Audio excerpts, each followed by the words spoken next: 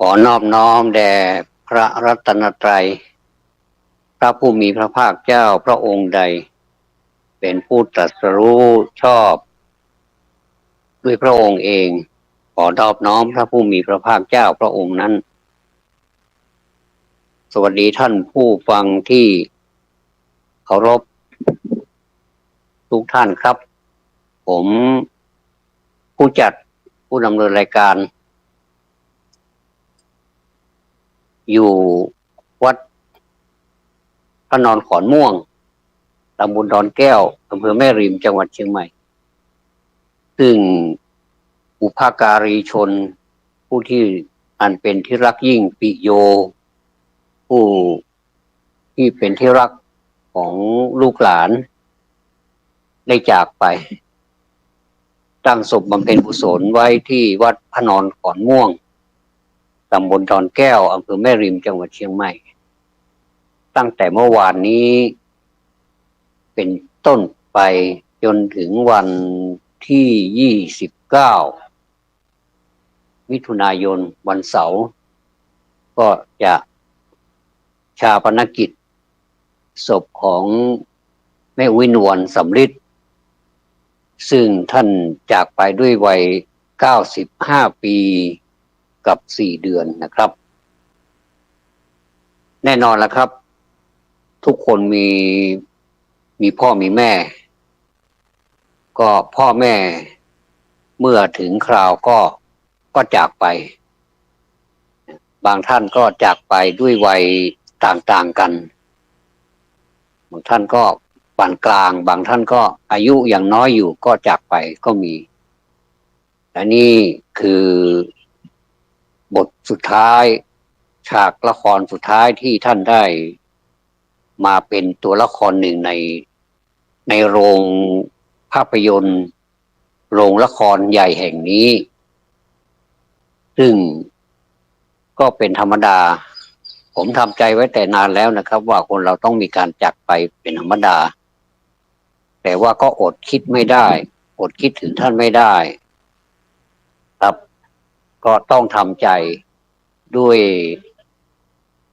ด้วย ด้วยหลักการของพระธรรมที่ว่าเกิดขึ้นตั้งอยู่ดับไปก็อาศัยหลักพระธรรมนี่แหละครับ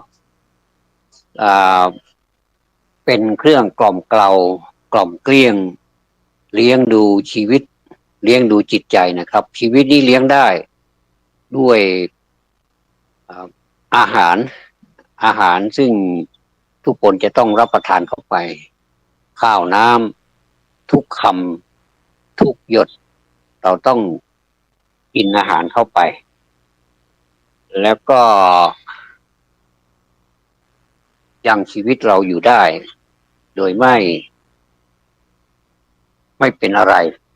ก็ดำรงอยู่ได้ทำงานได้ดำรงชีวิตอยู่ได้อย่างเป็นปกติแต่หลายคนก็ประสบกับปัญหาก็คือปัญหาของโรคภัยไข้เจ็บซึ่งเป็นธรรมดาของแต่ละคนไม่สามารถที่จะไปแทนกันได้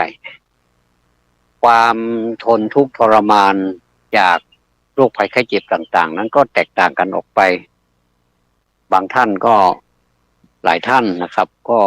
เมื่อมีโรคภัยไข้เจ็บแล้วแต่ก็ยังทำงานได้ไปไหนมาไหนได้ตามปกติอยู่แล้วบางคนก็นะหลายคนทีเดียวแหละครับว่าเป็นคนที่ไปไหนไม่ได้ต้องนอนแซวอยู่แล้วก็ต้องมีคนคอยดูแลในรายของคนที่มีคนคอยดูแลมีลูกหลานเป็นต้นหรือว่าญาติพี่น้องเนี่ยนะครับก็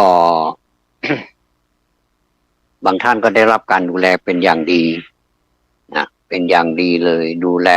อย่างไม่ให้คลาดสายตามีลูกหลายคนก็เปลี่ยนกันอยู่เวรอยู่ยามนะไม่ให้เดือดร้อนอะไรต้องการอะไรในเวลาไหนนะครับก็ สามารถที่จะเรียกใช้ได้หรือว่าดูอากัปกิริยาของผู้ป่วยว่าท่านต้องการสิ่งใดบางทีก็ไม่ได้พูดอะไรแต่เราสังเกตดูป้อนข้าวป้อนน้ำกันอยู่เป็นแรมปีหรือในหลายรายก็หลายปีก็มีก็ต้องทนทุกข์ทรมานกันไปนะก็มีการบ่นบ้างอะไรบ้างก็เป็นเรื่องของอารมณ์หงุดหงิดทั้งผู้ป่วยแล้วก็หงุดหงิดทั้งผู้ดูแล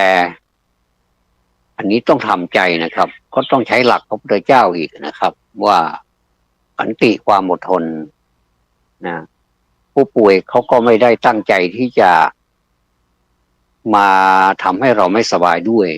นะเขาก็อยากจะเป็นผู้ที่มีร่างกายสุขภาพแข็งแรงเราสังเกตดูนะครับเวลาที่เราไปรับพรเราไปถวายของหรือว่าไปกราบผู้หลักผู้ใหญ่หรือว่าเพื่อนฝูงก็ดีเขามักจะมี4 คำเท่านั้นที่มอบให้กันเป็นหลักนะครับคืออายุวรรณะสุขะพละ4 ข้อทุกคนต้องการเหลือเกินแล้วก็เราก็พร่ำพรรณนากันทุกวันขอให้มี4 ข้อนี้แต่ว่าพระพุทธเจ้าท่านตรัสว่าเราไปอ้อนวอนนี้มันไม่ถูกจริงๆแล้วเมื่อก่อนนี้ลัทธิของพระพุทธเจ้าหรือว่าศาสนาเดิมของท่านเนี่ยนะก็ยังคงนับถือการอ้อนวอนเป็นหลักแต่ท่านพอตรัสรู้ปุ๊บท่านทราบหมดเลยว่าสิ่งเหล่านี้มันไม่ใช่มันก็ดีแต่ว่ามันดีไม่ตลอดมันบางทีมันสบโอกาสเราก็ไปเชื่อว่ามันดีแต่ว่าถ้าอายุเราจะยืนไม่ยืนนะอายุจะยืนไม่ยืนจะมีสุขภาพดีหรือไม่นะมันก็ไม่ใช่การที่จะเราไปอ้อนวอนว่าขอให้อายุยืนไม่ใช่เราต้องบำรุงสุขภาพเราต้องกินข้าวเป็นเวลาเราจะต้องกินยาที่สมควรที่จะเป็นการระงับโรคภัยไข้เจ็บต่างๆอย่างนี้เป็นต้นนะครับอายุถึงจะยืนแล้วก็อารมณ์ต่างๆจะต้องระงับให้ได้แม้จะมีบูดบ้างมีไม่สบายใจบ้างแต่เราก็สามารถระงับได้อันนี้เขาเรียกว่าอยู่เหนืออารมณ์ไม่ใช่อารมณ์อยู่เหนือเราถ้าเราไปอยู่ให้อารมณ์มาอยู่เหนือเราเนี่ยอันนี้ยุ่งและในสังคมเท่าที่สังเกตดูก็จะใช้อารมณ์ที่อยู่เหนือเหตุผลอยู่เหนือสิ่งต่างๆถ้าตนได้มาจะตนเข้าใจว่านะครับตัวเองเข้าใจเองเองนั่นแหละคือชนะแล้วเราเป็นผู้ชนะแล้วอย่างเนี้ยสามารถให้เขาเงียบอยู่ได้แล้วก็เขาก็ทำตามเราแล้วในที่สุดเราก็เป็นผู้ชนะแล้วก็หัวเราะร่ามีความสบายใจร่าเริงแจ่มใสคนจริงไม่ใช่เป็นผู้ชนะท่านนั่นแหละเป็นผู้แพ้ผมอีกคนหนึ่งถ้าหากว่าไปเอาชนะค้าคานคนอื่นแล้วเกิดคนอื่นเขาเงียบไปเนี่ยเราก็ประมาณเอาเลยว่าเราประมาณตนเองเลยว่าเราเนี่ยเป็นผู้ชนะแต่ความจริงเราเป็นผู้แพ้นะครับไม่ใช่ชนะเลยอันนี้คิดไปคิดมาก็น่าละอายเหมือนกันมาบ้าอยู่คนเดียวว่าเป็นผู้ชนะแต่ความจริงแล้วผู้เงียบนั่นแหละน่าจะเป็นผู้ชนะก็คือเขาสงบแล้วระงับแล้วเหมือนกับองคุลิมานในอดีตที่ยังไม่ได้บวชเขาไล่ฆ่าผู้คนมากมายแล้วก็เอานิ้วมาห้อยที่คอเป็นจำนวนมากแล้วก็เหลืออีกนิ้วเดียวเท่านั้นเองเป็นที่มาขององคุลิมานองคุลิมานองคุลีก็คือนิ้วนะครับก็เหลือเท่านั้นเองพระพุทธเจ้าเสด็จไปโปรดทั้งที่ท่านเดินอยู่ข้างหน้านะท่านไม่ได้วิ่งเลยองคุลิมานก็วิ่งตามจนสุดกำลังเลยกำลังขององคุลิมานมีเท่าไหร่นั่นนะขนาดทหารยังเกรงยังกลัวเลยนะเขาใครเข้าไปแล้วก็จับองคุลิมานไม่ได้สักคนเลย มีพุทธเจ้าเข้าไปจับแต่ท่านไม่ได้จับเหมือนทหารท่านไม่ได้ใช้อาวุธไม่ได้ใช้สตราไม่ใช้มีดไม่ใช้อะไรที่ไปฟาดฟันองคุลิมาน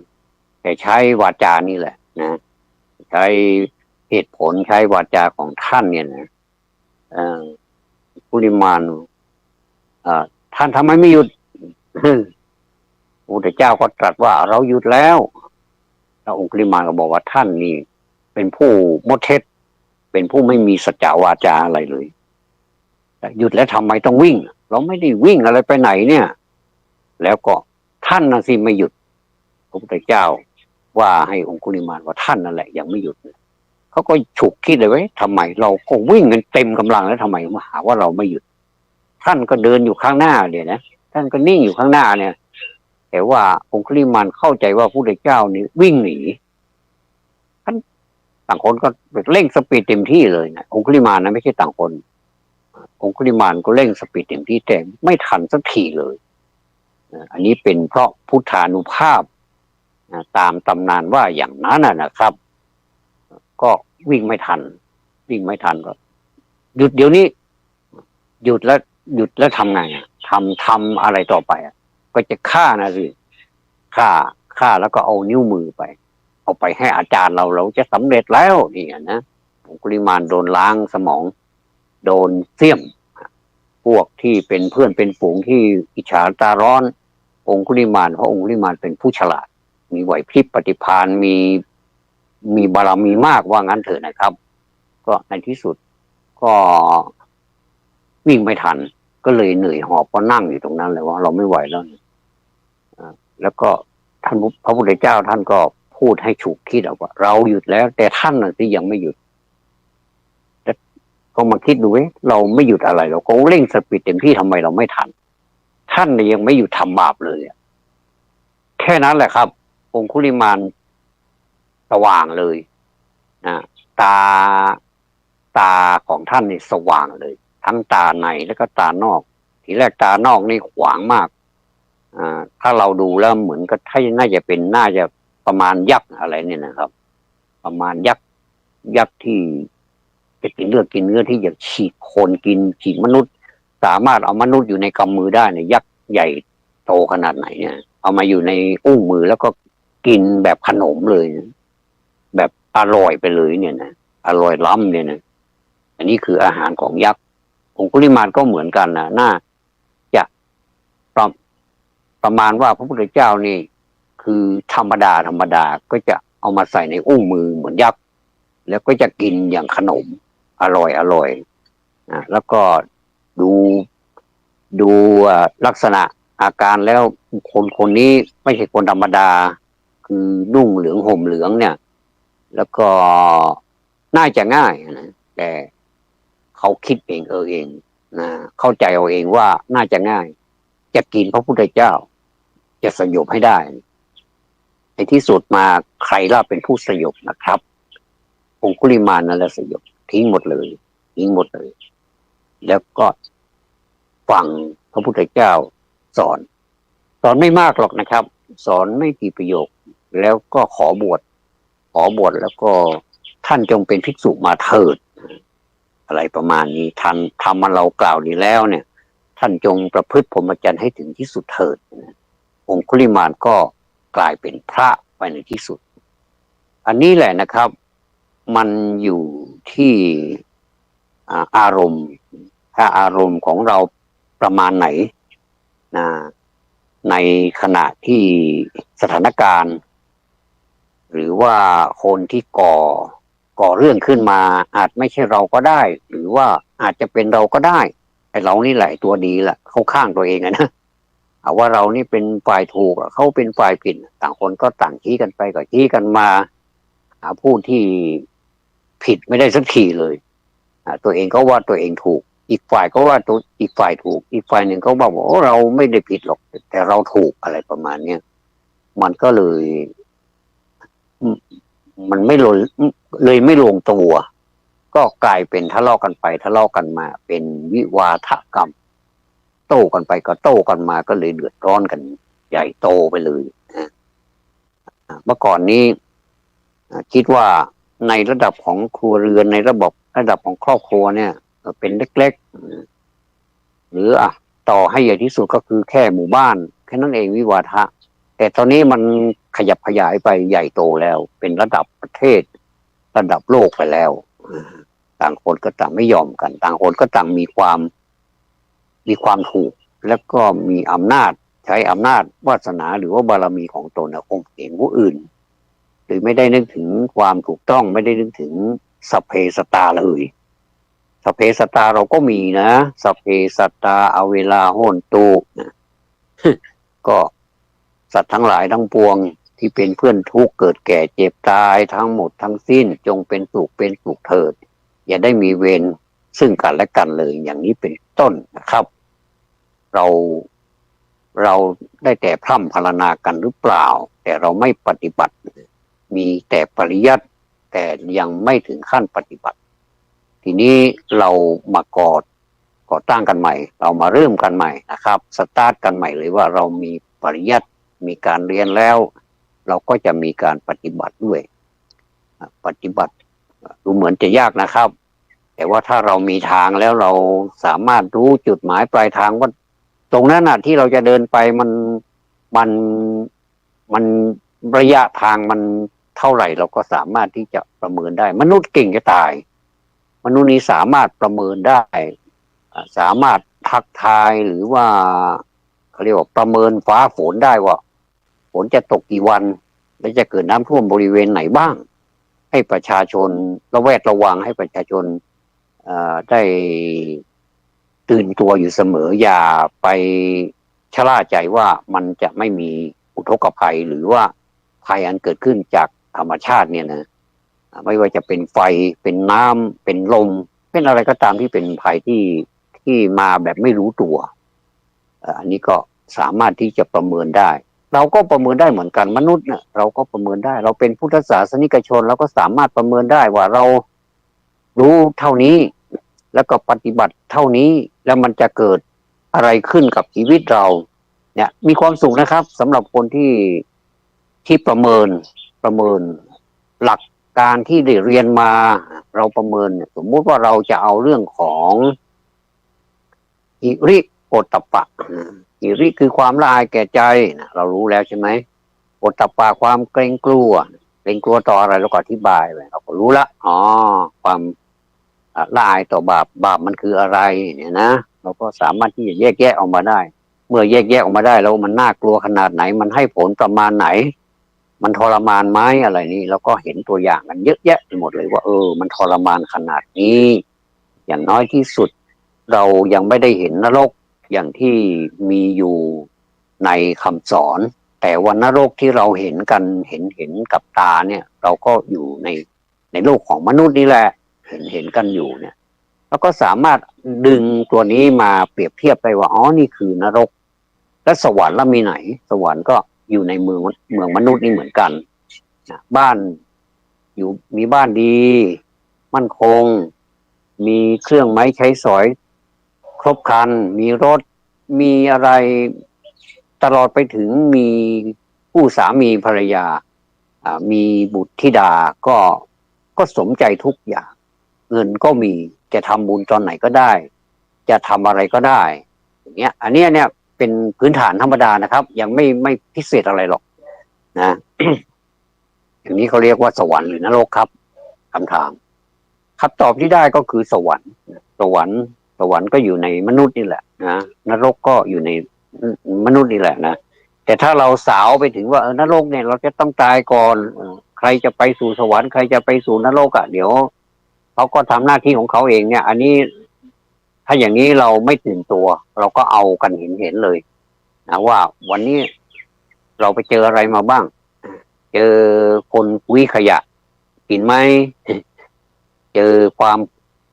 ามหิวโหยของบุคคลอื่นแล้วทรมานแค่ไหนในขณะที่เราอิ่มเราจะกินอะไรเราจะทำอะไรเราก็อิ่ม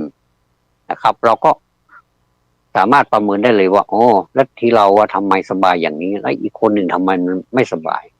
อันนี้ตัวเรานี่เหมือนสวรรค์แต่คนที่เราเห็นนั่นคือเหมือนตกนรกเลยอย่างเนี้ยนะครับเห็นเลยเพราะฉะนั้นเนี่ย เราจะประเมินหิริโอตตัปปะว่าเรารู้ประมาณนี้แล้วนะแล้วก็มีอีกเยอะที่มันเป็นคำอธิบายอีกเยอะแล้วเราจะทำอย่างไรเมื่อเร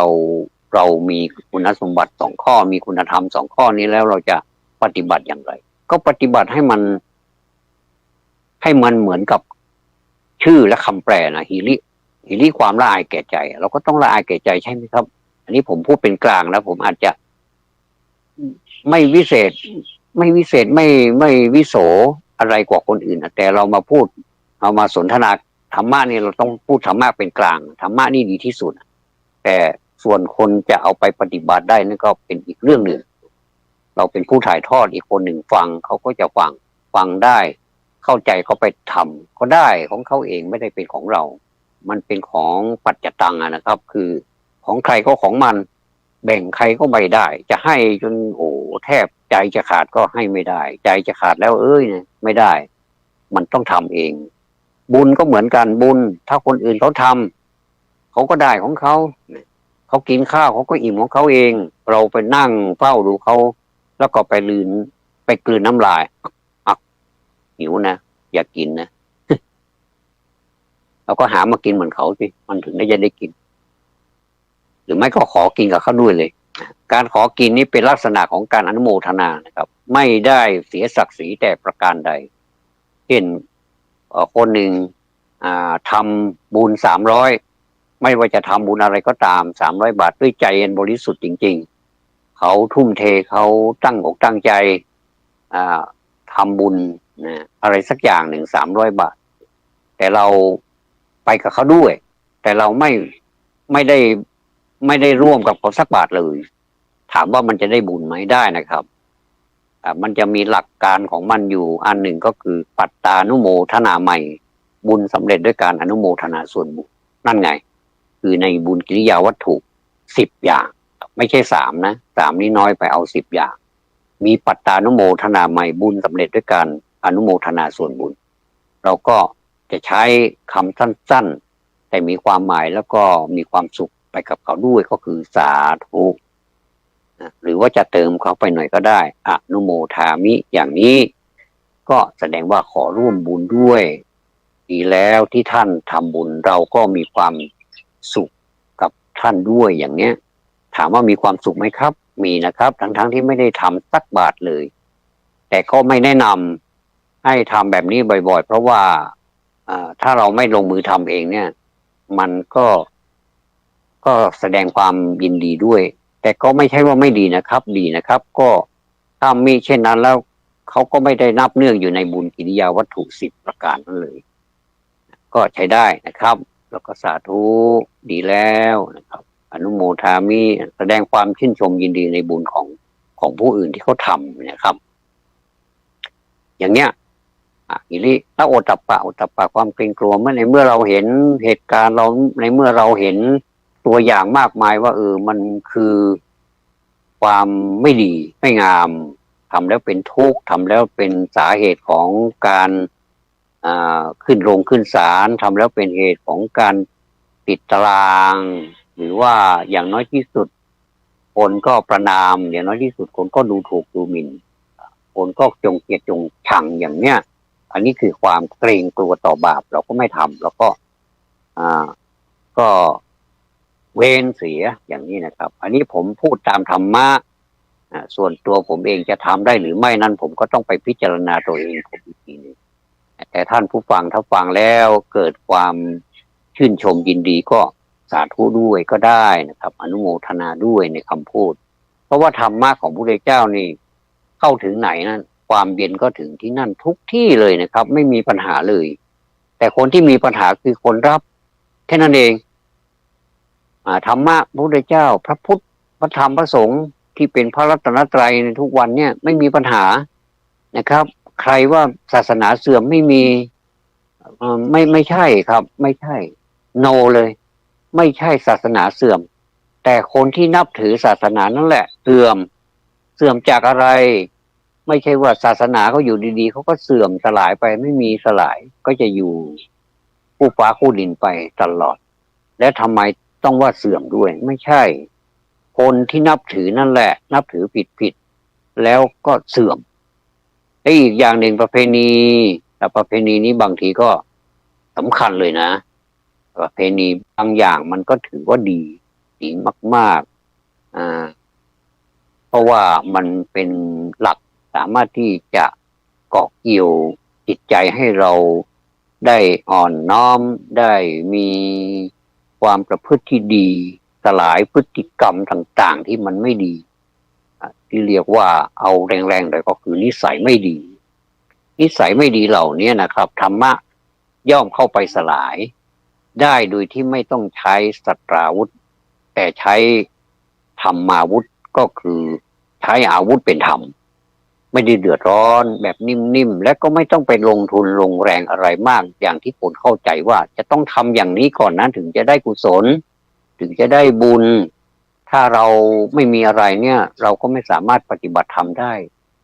เข้าใจผิดนะครับคนยากจนก็สามารถที่จะปฏิบัติธรรมได้ยิ่งยากจนไม่มีอะไรเลยนี่ก็ผมบอกว่ามันก็ดีไปอย่างนะ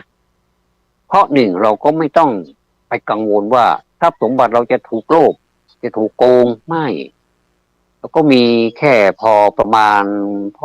พอยังชีพอยู่ได้นะเขาให้ทานเราก็ให้ทานแต่ว่าการให้ทานของเราไม่เหมือนกับคนอื่นเขาเราให้ไปตามที่เรามีถ้าเราไม่มีเราก็ยกมือสาธุอนุโมทนากับเขาด้วยมันก็ได้เป็นบุญเป็นกุศลทั้งนั้นเลยนะครับไม่จำเป็นจะต้องไปทำอะไรใหญ่โตมโหฬารแล้วก็แข่งขันกันยิ่งในสังคมที่มีการแข่งขันกันสูงเนี่ยรู้สึกว่าคนเราจะไป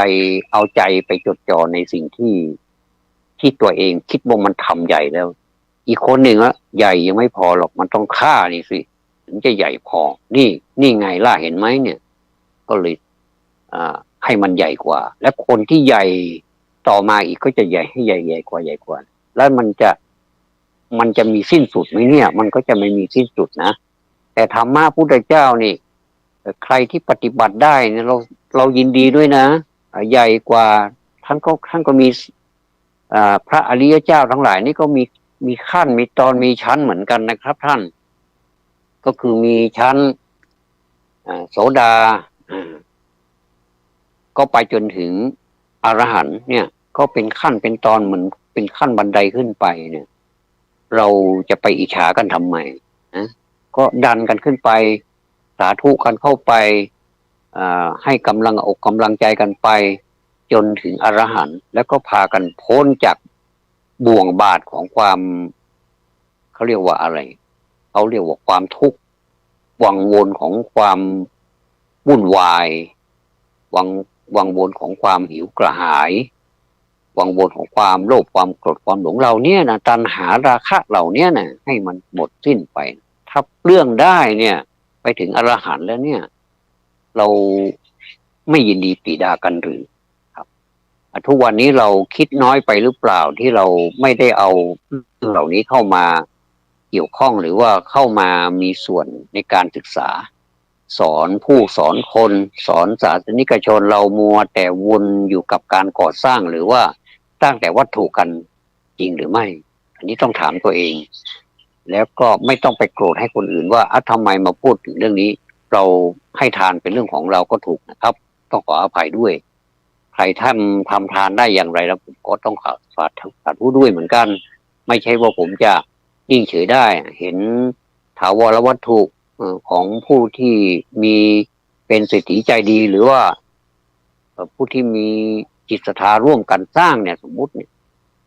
เราก็เห็นแล้วก็สาธุนะไม่ใช่ว่าผมจะแบบอิจฉาตะร้อนไม่มีสาธุนะก็ เพียงแต่ว่าเรามาหนักทางธรรมซึ่งมันไม่ได้ใช้ทุนทรัพย์อะไรมากมายเนี่ยนะคือใช้ชีวิตของเราเนี่ยนะใช้ชีวิตใช้ใจใช้กายกับใจของเรานี่แหละน้อมเข้าไปในพระธรรมจะได้น้อยได้มากไม่ต้องไปหวังไม่ต้องไปคาดหวังแต่ว่าทำให้ดีที่สุดเดี๋ยวผลมันมาเองความคาดหวังอะไรเนี่ยบางทีถ้าเราคาดหวังไปมากมันก็เป็นทุกข์เหมือนกันนะว่านะ ผมเคยคาดหวังนะว่าปฏิบัติอย่างนี้มันจะต้องได้อย่างนี้เนี่ยท่านเคยเห็นคนมีขันแตกไหมนะทีแรกก็ขันติดีๆเนี่ยนะขันติความอดทนเนี่ยนะทำไปทำมาทำไมกลายเป็นคนฉุนเฉียวไปซะนี่นะแล้วก็เป็นขันแตกไปเลยทีแรกมันก็ไม่แตกมากหรอกมันแค่ร้าวนะเราสังเกตดูแก้วไหมเวลาแก้ววัสดุที่มันแบบแตกแล้วมันยังไม่แตกจริงๆอ่ะมันยังได้อยู่เนี่ยแต่มันร้าวอ่ะนะอันนั้นก็คนโบราณก็บอกว่าถ้ามันแตกแล้วเอาไปใช้กินไม่ได้เอาไปใช้ดื่มน้ำดื่มไม่ได้นะบอกว่ามันไม่ดีกับเราไม่ดีอะไรเหตุผลก็คือเกิดถ้าเศษมันมีนิดหน่อยมันอยู่ในแก้วเราไม่เห็นเนี่ยมันบางมันใสๆเราไม่ใส่น้ำลงไปแล้วมันก็อยู่ในน้ำเราก็ดื่มเข้าไปอะไรจะเกิดขึ้นกับกระเพาะของเรามันก็ไปทิ่มไปแทงไปบาดไปอะไรกระเพาะของเราก็เดือดร้อนใช่ไหมครับอันนี้ก็เดือดร้อนไปถึงโรงพยาบาลนู่นคุณหมอต้องมาทำการตัดเลือดออกอีกนะเผลอๆก็ไปไม่ทันก็เรียบร้อยเลยนะเรียบร้อยแล้วก็เอาไปเผาเลยอย่างเนี้ยมันเป็นอันตรายเพราะฉะนั้นคนเฒ่าคนแก่ท่านจึงสอนไว้อย่างท่านไม่ได้พูดอะไรมากบอกว่ามันไม่ดีแค่นั้นเองนะครับทีนี้ขันแตกเนี่ยจริงๆมันก็เป็นสระอีอยู่นั่นแหละนะขันตินะมันมีขันติขอไข่ไม่หันนอหนูตอเต่าสระอีเป็นขันติพอทำไปทำมาขันตินั่นเอาสระอีเป็นสระเอ2 ตัวก็คือสระแอนั่นแหละนะถ้าแปลงไปตามเหมือนกับที่เขาเรียนภาษาบาลีกันนะเอาสระอีเป็นสระเอ2 ตัวเพราะว่าในภาษาบาลีไม่มีสระเอเราก็เลยเป็นสระเอ2 ตัวแล้วก็แปลมาเป็นภาษาไทยว่าเป็นสระเอสระเอ2 ตัวก็เป็นสระเอ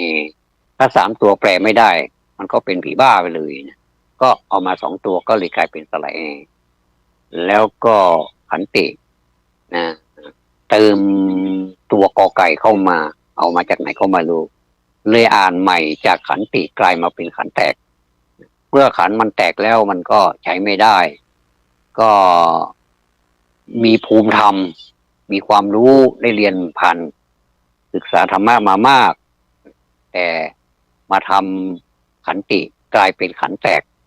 เก่งมากเลยนะครับสามารถเปลี่ยนแปลงจากขันติมาเป็นขันแตกได้สรุปแล้วสอบตกเพราะว่าในอดีตแล้วเป็นคนที่อดทนมากแล้วมีโสรัจจะคือความสงบเสงี่ยมเป็นคนที่แบบออร่าดีมากเลยไปไหนก็ยิ้มไปไหนก็แบบมีใจดีมากพื้นฐานของใจนะดีมากแต่ว่าในที่สุดมาแตกขันแตกก็เลยใช้ไม่ได้ขันใช้ไม่ได้แตกไปเสียแล้วก็ก็เลยกลายเป็นคนผีบ้าไปเลยเนี่ยผมก็มีเหมือนกันครับบางครั้งเนี่ยขันติกลายเป็นขันแตกแล้วก็มาทบทวนกันใหม่ว่าเขาอยู่เขาดีๆนะขันติก็ต้องชื่อขันติสิขันติคือความอดทนขันแตกมันแปลไม่ได้แปลสถานเดียวเท่านั้นก็คือขันแตกก็คือขันที่มันแตกไปแล้วมันใช้ไม่ได้คือสติแตกนั่นแหละนะครับเมื่อมันเป็นสติแตกแล้วเนี่ยอารมณ์ที่เราจะควบคุมเนี่ยมันไม่ได้มันคันปากเนี่ยมันคันปากใจมันสั่นระลิกคล้ายๆกับคนที่ใกล้จะตายมันกระวนกระวายตาเหลือกตาถลนริมฝีปากเศร้าหมองคล้ำในตาก็เขียวตาถลนออกมาแสดงถึงอาการที่แสดงความโกรธจัดอยากจะฆ่าแกเหลือเกินประมาณเนี้ยแล้วก็ทำจริงๆโดยที่ว่าไม่มีหิริไม่มีโอตตัปปะไม่มีธรรมะอะไรเข้าไปควบคุมได้เลยทั้งเต็มเป็นพุทธศาสนิกชนผมวงเล็บเสียเปล่าอันนี้ต้องศึกษานะครับผมพูดในนามของศิทธัตถาคตพูดในนามของสาวกของพระศาสดาของเราไม่ได้พูดในนามของตนเองไม่ได้พูดไปด้วยอารมณ์ของตนเองครับผมอัญเชิญพระธรรมของพระพุทธเจ้ามาพูดให้พวกเรากันฟังกันท่านจะฟังก็ได้หรือท่านไม่ฟังก็ไม่เป็นไรแต่ถ้าท่านฟังแล้ว ดำเนินไปตามเหตุผลที่เราได้ยินได้ฟังก็ถือว่าขอให้ความประเสริฐขอให้ความเป็นมหามงคลจงบังเกิดแก่ท่านด้วยก็แล้วกันนะครับผมไม่มีอะไรให้ท่านหรอกมีแต่ธรรมะเป็นเครื่องบรรณาการเท่านั้นเองโดยมีสถานีวิทยุแห่งนี้104.50 เมกะเฮิรตซ์นี่แหละเป็นกระบอกเสียงนำเอาเสียงของผมไปประกาศข่าวดีนะข่าวดีข่าวธรรมะของพระพุทธเจ้าเป็นข่าวดีทุกข่าวเลยนะครับไม่มีข่าวไม่ดีเลยแต่ท่านก็กล่าวไว้เหมือนกันข่าวไม่ดีท่านก็ไม่ให้ทำนะครับก็คือเป็นหัวใจศาสนาก็คือการไม่ทำบาปการทำความดีนะให้ถึงที่สุดให้มีความพร้อมในการทำความดีแล้วก็ในที่สุดมันก็ให้มีจิตใจอันผ่องใส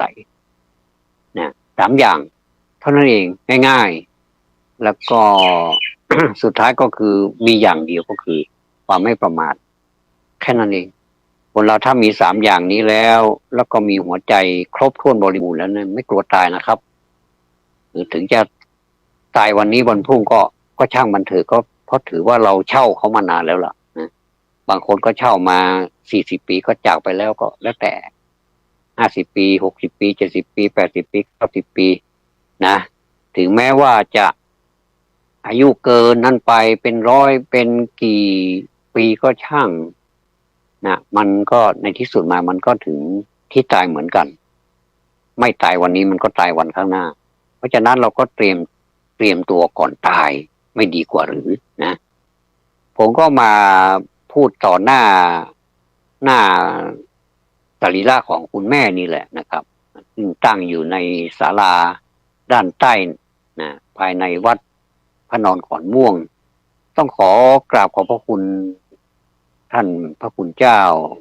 ผู้เป็นประธานสงฆ์เป็นต้นนะครับท่านเจ้าอาวาสของวัดแห่งนี้ที่ได้มีความเมตตาอำนวยความสะดวกทุกประการนะครับมีน้ำใจไมตรีเป็นกัลยาณมิตรที่ดีมากเป็นตัวอย่างที่ดีมากผมซาบซึ้งนะครับเราก็จะสังเกตอาการกิริยาของคนที่เราพบณเบื้องหน้าของเราเนี่ยว่าเป็นคนดีหรือไม่เนี่ยไม่ใช่ไปยกโยปอปั้นไม่ใช่แต่มันจะแสดงออกมาด้วยอาการของมันถึงแม้ว่าตอนใหม่ๆนะคนเราไม่เคยอบรมหรือว่าอบรมแล้วคิดว่าตัวเองรู้ไปหมดเนี่ยนะแต่ว่าเราต้องมาดูกันอีกในฉากต่อไปนะครับเพราะว่าละครนี้มันแสดงหลายฉากเหลือเกินกว่าจะตายไปจากโลกนี้กว่าจะสูญสลายไปจากโลกนี้ไปไหนก็ไม่รู้ไม่มีใครมาบอกเลยว่าไปอยู่ที่นั่นที่นี่ไปลงนรกหรือว่าไปขึ้นสวรรค์ไปอยู่ที่ไหนเป็นสัมภเวสีเป็นอะไรก็ไม่รู้อยู่ที่ไหนก็ไม่รู้ไม่มีใครมาบอกเลยอันนี้ไม่มีใครมาการันตีเลยว่าเราจะไปไหนมันอยู่ที่ตัวเราเองนะครับว่าเราจะไปไหนถ้าเราอยากจะไปดีเราก็ทำดีมันก็จบแค่นั้นเองนะแต่ว่าคนเรานี้มักจะจบไม่ค่อยดีใจนี่อยากได้ดีเลยแต่ไม่ทำมันก็ไม่ได้นะครับไปอ้อนวอนอย่างเดียวมันไม่มีทางนะครับเพียงแต่เราเวลาเราสวดมนต์อะไรเราเห็นได้ยินพระสงฆ์สวดมนต์ทำวัดเช้าทำวัดเย็นแม้กระทั่งตัวเราเป็นโยมเนี่ยนะครับก็สามารถทำวัดเช้าทำวัดเย็นเหมือนพระสงฆ์ได้เหมือนกันผมก็ปฏิสังขารโยผมยังว่าเลยทุกวันนี้ก่อนที่จะกินข้าวของปฏิสังขารโยนิโสปินดปัตตังปฏิเสวามินก่อนที่จะรับประทานอาหารนี่เราต้องนึกถึงข้าวก่อนว่าเรากินเข้าไปเพื่อประทังชีวิตเราไม่ได้กินเพื่อความฟุ่มเฟือยหรูหราไม่ได้กินเพื่อความเพลิดเพลินเจริญอะไรสักอย่างแต่คนเราเข้าใจผิดนะครับผมคิดว่ามันเป็นการเข้าใจผิดอย่างแรงเลยนะว่ากินเข้าไปแล้วเพื่อความเพลิดเพลินสังเกตดูใช่ไหมสังเกตดูตอนที่เรานั่งกินข้าวอันเนี้ยเราว่าไปทั่วๆนะไม่ได้ว่าใครเจาะจงนะครับเราก็จะมีเสียงเพลงมีการบรรเลงเพลงมีการร้องเพลงมีอะไรคือที่มนุษย์ชอบหูมันต้องการก็ไปสนองความต้องการของหูได้ยินเสียงเพลงแล้วกินกันเข้าไปกินแล้วก็พูดกันไปด้วยน้ำลายอะไรตกในอาหารเราก็ไม่เห็น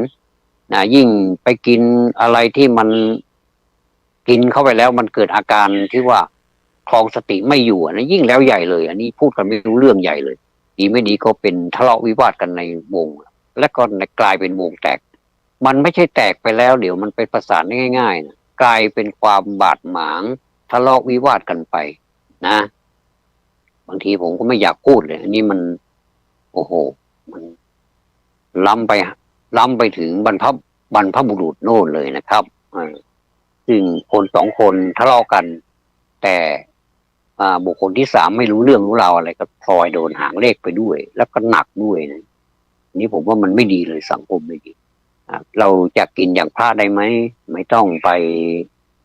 ไม่ต้องไปลื่นเริงไม่ต้องมีน้ำเปลี่ยนนิสัยอะไรนะแต่ถ้าจะชอบก็เชิญไม่เป็นไรนะแต่ว่าขอให้เบาๆอย่าไปแบบโอ้โหเต็มที่เลยเนี่ยคนอื่นที่เขากำลังปฏิบัติธรรมก็มีนะครับ ไม่ใช่ไม่มีนะผมสังเกตดูหลายท่านนะจิตใจนิ่งเหลือเกินไม่ได้เกี่ยวข้องอะไรแต่เขาก็เป็นมนุษย์ร่วมกับเรานี่แหละนะไปไหนเขาก็เดินทางไปกับเราด้วยเขาก็เป็นมนุษย์แล้วก็มีเกิดแก่เจ็บตายเหมือนเรามีการถ่ายเทของเสียมีการนำของใหม่เข้าไปเอาของเก่าทิ้งเหมือนกันมีการขับถ่ายเหมือนกันไม่ได้แตกต่างอะไรกันเลยนะคุณกับผมเท่ากันนะในความเท่ากันนี่แหละนะครับ ถ้าเราให้เกียรติตัวเองให้เกียรติตัวเองแล้วก็ให้เกียรติคนอื่นเท่ากันกับเกียรติตัวเองเนี่ยมันไม่มีปัญหาหรอกนะผมว่าอย่างนี้แล้วผมก็ไม่ได้ไปว่าใครสักคนนะครับ ผมก็ถ้าหากเป็นไปได้ผมขออนุญาตใช้คำพระหน่อยครับขอบิณฑบาต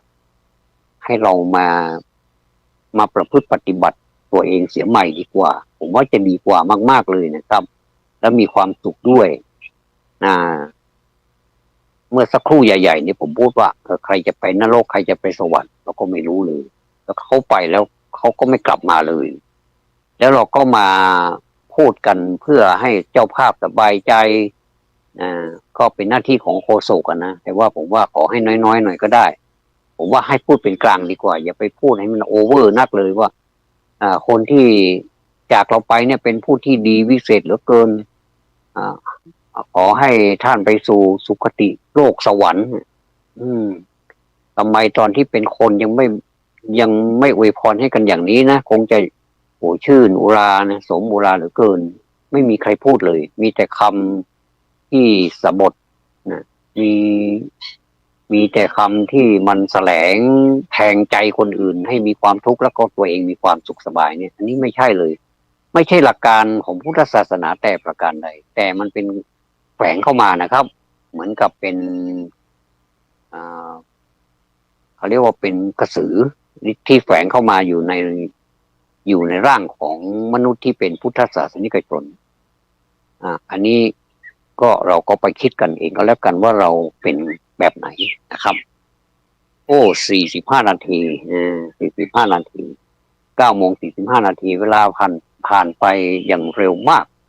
คือที่ว่าเวลากัดกินเราเร็วมากเลยผมก็มามองดูนะครับในโรงนี้มันมีโรงเป็นโรงเย็นเอาคุณแม่บรรจุเข้าไปในโรงเย็น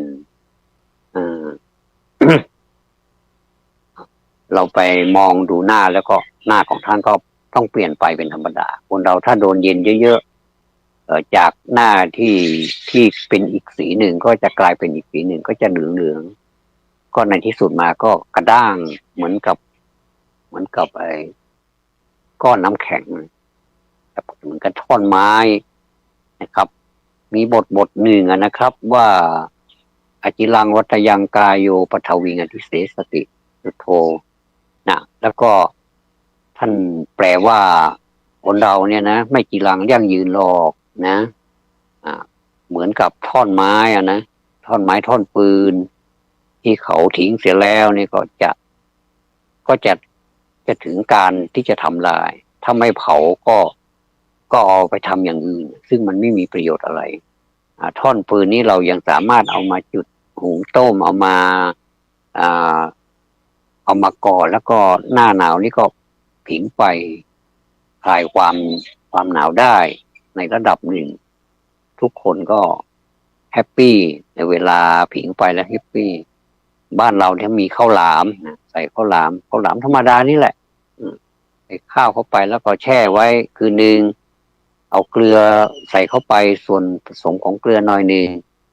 ก็แช่ไว้ทั้งคืนแล้วก็เอามาเผา ในท่ามกลางของญาติมิตรแล้วก็ไม่ต้องแกะให้มันดูสวยงามอะไรพอนี่มาแล้วก็ตัดก้นหน่อยๆแล้วก็ทุบตั้งแต่ก้นเขาหลามนะก้นนะครับไม่ใช่ก้นคนนะก้นไม้ทุบขึ้นไปแล้วมันความนิ่มความนวลอะไรต่างๆมันก็จะอยู่ในไม้อยู่ในข้าวที่อยู่ในไม้ทั้งคืนหอมอร่อยนะบางคนก็กินกับนมข้นอร่อยบางคนก็กินกับน้ำตาลแล้วแต่บางคนก็กินแบบเฉยๆกินแบบธรรมดาอันนี้คือบรรยากาศในกองไฟเนี่ยพูดถึงคุณประโยชน์ของฟืนเนี่ยนะที่ท่านเปรียบเทียบเหมือนกับสัตว์โลกในโลกนี้เหมือนกับเป็นท่อนปืนเนี่ยเขาก็ไม่ใช้อะไรก็ขว้างทิ้งไปนะแต่ว่าถ้าจะเป็นประโยชน์แล้วถ้าแม้สู้ฟืนยังไม่ได้เลยสู้ไม้ยังไม่ได้เลยก็ต้องมาทำเป็นก่อฟืนอะไรทำให้เกิดความอบอุ่นเอามาทำอาหารมันเป็นวัสดุอะไรที่มันเป็นประโยชน์มากมายได้เนี่ยหรือไม่ถ้าเป็นฟืนชนิดที่ว่ามันแข็งหน่อยไม้เนื้อแข็งเป็นรากก็ดีเป็นต้นไม้ก็เป็นอะไรก็ดีเนี่ยเขาเอามาทำเป็นศิลปกรรมในการที่จะมาตกแต่งสถานที่สวยงามมากแล้วก็ถ้าเอาไปขายก็ได้ราคาดีมากบางหลายที่รับซื้อนะครับต้นไม้ที่มันตายแล้วมันเหลือแต่รากเนี่ยมันก็ขูดออกมาแล้วรากมันก็จะเป็นแบบธรรมชาติเนี่ยเขาก็ไปตกแต่งเป็นสวนอะไรเนี่ยอันนี้เราพูดถึงคุณประโยชน์ของต้นไม้เนี่ยมันยังมีประโยชน์แต่คนนี่ไม่มีประโยชน์เลยหาประโยชน์ได้ไหมนะครับมีแต่คนดูแล้วคือสังเวชอะเราก็เข้าไปดูคนที่จากไปเนี่ยแล้วก็ดูก้มดูตัวเองอะเราก็เหมือนกับคนที่เขากำลังอยู่ในห้องเย็นขนาดเนี้ยนะสีหน้าอะไรร่างกายต่างๆเครื่องจักรมันหยุดหมดแล้วนะครับในเมื่อเครื่องจักรมันหยุดหมดแล้วเนี่ยก็หมายความว่าสวิตช์เราก็ไปสตาร์ทไม่ติดแล้วถ้าเป็นรถยนต์หรือว่าเครื่องจักรกลอะไรต่างๆเนี่ยถึงจะสวิตช์จะดีอะไรก็ดีเนี่ยไปสตาร์ทมันเนี่ยครับไม่ติดมันหมดแล้วมันหมดสภาพเหมือนกับสัตว์โลกนี่แหละถ้าหมดสภาพแล้วก็ไม่มีประโยชน์อะไรหลังแต่ที่จะทำความเวทนาให้แก่คนที่ไปดูนะว่าอาการของคนที่เสียชีวิตไปแล้วเนี่ยเขาจะเปลี่ยนอาการจากความที่เคยชื่นชมยินดีกันนะสวยงามหล่อเหลือเกินลุ่มหลงกันเหลือเกินเนี่ยพอเป็นอย่างนี้แล้วก็ต่อให้ใครฟรีๆก็ไม่เอานะครับ เอาเงินแถมให้อีกเขาก็ยังไม่เอาเลยบอกว่าทำไมจะต้องมาให้ไหนๆก็ตายไปแล้วก็ต้องไปตามทางของตนเองสินี่แสดงว่าความใยดีของคนเราเนี่ยพอถึงที่ตายมันนี่ไม่มีใครใยดีนะครับถึงแม้ว่าจิตใจนี่ยังมีความเป็นห่วงมีความอาลัยอะไรต่างๆเนี่ยนะครับก็เป็นห่วงไม่ได้หรือว่าไม่เป็นห่วงแล้วเพราะฉะนั้นนี่วันนี้ผมได้เสวนาหรือได้พูดถึงเรื่องของธรรมะก็ต้องข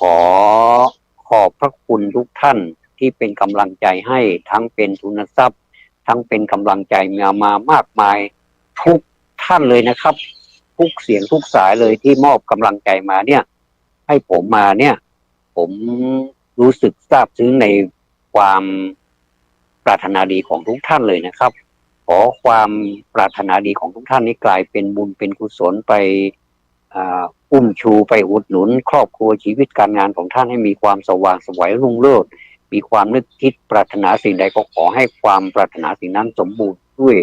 ประการทั้งปวงนะครับขอบพระคุณในการติดตามรับฟังนะครับสวัสดีครับ